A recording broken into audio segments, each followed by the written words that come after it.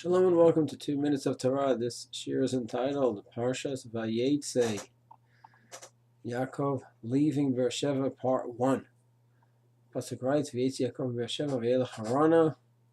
Rashi says a famous comment that tzaddik leaves a place, the whole place is in darkness. He was the pride of the town, the joy of the town. He brought so much beauty and ruchni into the town, and now he's gone.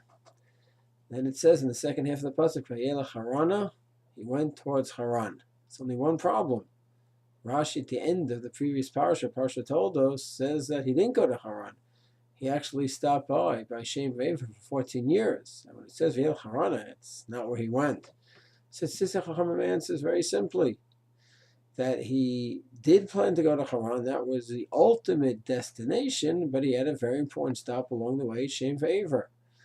And that is the simple pshat in the Pssuk, according to Rashi, Siftai Chochomim. However, the Iturai Torah brings another possibility, that he actually planned when he left to go to Charan. He was not going to stop on the way at Shaim V'aiver. So what changed? So he brings a fascinating idea. We all know the Medrash that Yaakov actually left with a lot of money. He didn't leave poor. He arrived at Lavan with no money. And what does the Medrash say?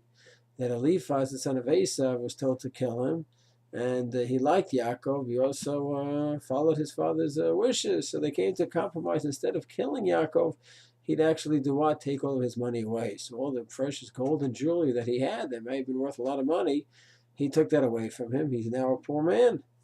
And Eliphaz went back to Esav. He, so to speak, fulfilled his requirement, and now Yaakov has no money. So because of that, Yaakov now, he's not coming to Lavan with any money. He won't be able to marry his daughters and support them for the money that he has, and that means he's going to have to work. But wait a second, he still wants to learn more. And he thought he'd be able to learn and be married and support with the money that he has. But he cannot do that. And he doesn't want to get into a situation where he has no learning. He's not ready for that yet.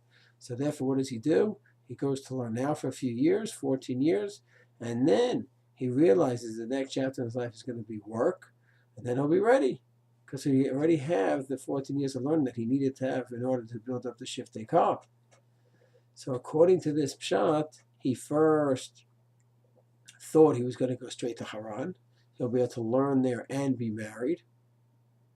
And then, when he lost his money, he had to change to plan B and stop off and learn first. And the Iturai Torah says, this is the Gemara. The Gemara says that in Bavli and in Yerushalayim, they had different minhagim, depending. Some got married early, some got married late, depending on whether they had money. If they had money, then they get married early, and it wouldn't take away, because they could support their families from the money they had and still learn. If they didn't have money, they'd wait to get married so they could learn a few more years. That's exactly what Yaakov did.